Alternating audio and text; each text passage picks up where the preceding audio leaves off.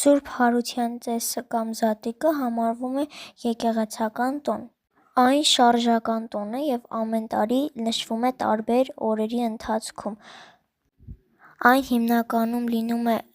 ապրիլ ամիսներին և մարտ ամսվա վերջին օրերին։ Զատիկի տոնին տապակում ենք ձուն, հատուկ ձևով ներկում այն և խաղում այդ ձվերի խաղը։ Ձուն իրար վրա ջարդելով, ումը ջարդվեց, նա պարտվում է, իսկ ումը չջարդվեց, նա հաղթում է։ Եվ կան շատ ու շատ այդպիսի խաղեր զատիկի տոնի համար։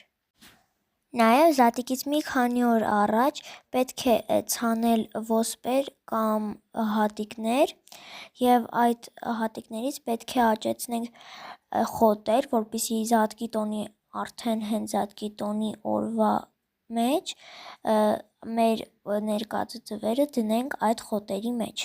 Վերցնում ենք ափսե, դնում ենք բամբակը ափսեի մեջ, լավ տարածում, որպեսզի ամբողջ ափսեով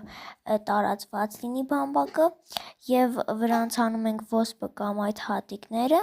և ջրում։ Ամեն օր մի փոքր ջրելով կարող է աճել։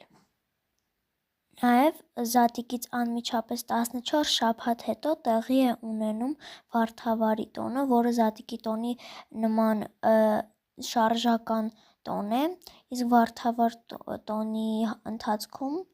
պետք է միմյանց ջրել։